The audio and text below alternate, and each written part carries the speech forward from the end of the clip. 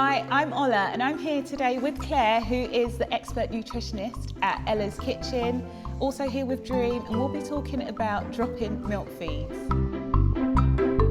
Dream's actually baby number 3 for me, and I always find that each child is totally different, and it's the first time that I've actually exclusively breastfed. I guess because they're all so different, I never know what point of the journey to kind of drop the milk feeds, because he's feeding through the night as well. When it comes to dropping milk feeds and weaning, it's really important to go with your instincts and go with what works for your babies. Certainly in the first few weeks of weaning, milk is still the most important source of nutrients, and foods are just about offering tiny tastes. As you progress along that weaning journey, you'll find that naturally he'll become less interested in 1 or 2 milk feeds a day. So there's no rush to do it though. So in the first sort of few months of weaning, you're still offering 600 mils or so of your usual milk, or you're feeding on demand.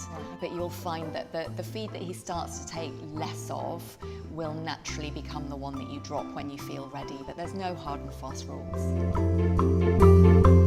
Are there any particular foods that you think that are easier to introduce? Starting with vegetable tastes is a really great way to help your little one learn that not all food is sweet. They're born with naturally a preference for sweeter foods, so offering more savoury tasting vegetables in variety can help them learn about the range of tastes, and can also help them learn to accept vegetables when they're older.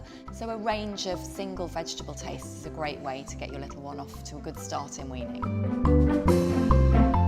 When I drop a few of the milk feeds, what should I kind of be replacing that with? You want to make sure that you're offering the same nutrition from the foods. So things like protein from either meat, fish, pulses, dairy foods, calcium from dairy, whether that's cheese or yogurt, but also from green vegetables, or pulses again, like hummus. It's really important to offer a range of cereals. They provide B vitamins, which are great for your little one. Couscous, bread as finger food. Oats are another great one. You can offer porridge for breakfast. And offering a rainbow of vegetables and fruits is brilliant because you get a wide variety of nutrients.